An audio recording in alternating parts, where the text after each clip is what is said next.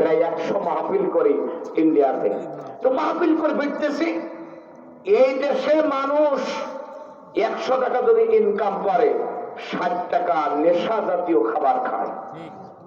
যদি এরা নেশা জাতীয় খাবার না পান করত, আল্লাহর কসম দিয়ে বলছে গোটা পৃথিবীতে ভারতবর্ষের সাথে পৃথিবীর কোন দেশ অর্থনৈতিক ভাবে টিকতে পারত না। ঠিক না?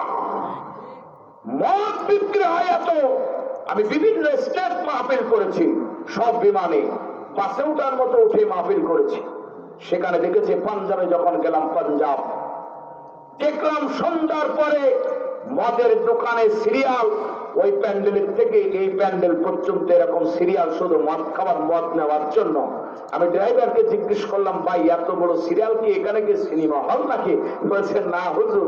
আমি বললাম তাহলে কি হুজুর একটু বলেন? বলছে হুজুর মদ কেনবে তাই সব সিরিয়ালে দাঁড়াই গেছে। মানে খাওয়াই লাগবে। মদ খেয়ে রাস্তার ধারে মাইল মিটার ঘাড় লাগাইতে বলছে আজকে তোরে বাড়ি দিয়ে ছাড়বো। আচ্ছা কিয়ামত পর্যন্ত যদি ঠেলেও যাবে, জীবনেও যাবে না।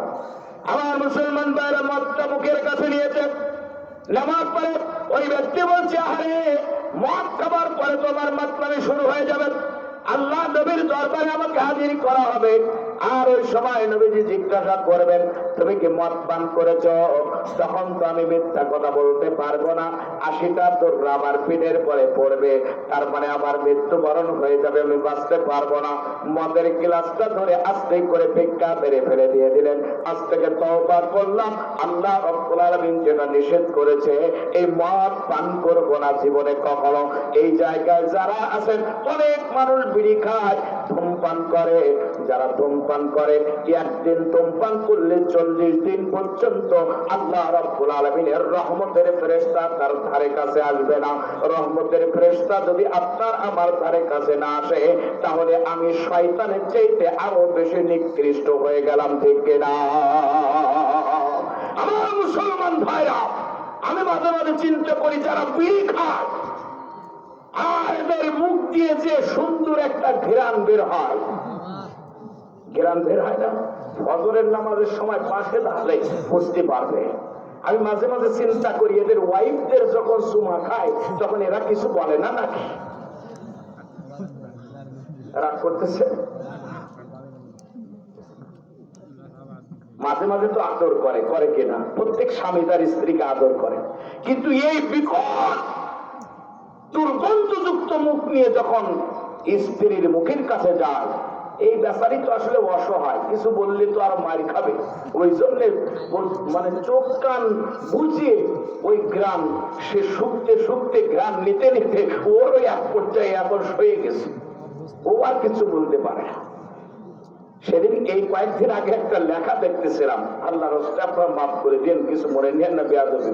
এক বাচ্চা দুধ পান করবে মার কাছ থেকে, স্তনের কাছ থেকে। তো তার বাবা বলতেছে বাবা আসো তোমার আম্মার কাছ থেকে দুধ পান করো। বলছে না। বলছে কারণ কি করবে? বিড়ির গন্ধ খাচ্ছে। আমার মুসলমান ভাই, এত দুর্গন্ধ তো বাজে জিনিস।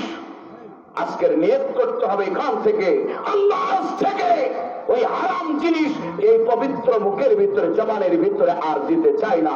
কি আমরা পারবো না এত জিনিস, এত কিছু করতেও? এত নিকৃষ্ট জিনিস। আপনি দেখবেন আপনাদের দিনাজপুর এলাকায় তামাকের চাষ হয় কিনা আমি জানি না, হয় নাকি? হয় না। আপনারা দেখবেন কুষ্টিয়া এলাকায় তামাকের চাষ হয়। আল্লাহর কসম দিয়ে বলছি, এই তামাক গাছের ভিতর যদি আপনি গরু ছাগল বেঁধে রাখেন, ও জীবনে মরে যাবে না খেয়ে, কিন্তু তামাক গাছের একটা পাতা খাবে না।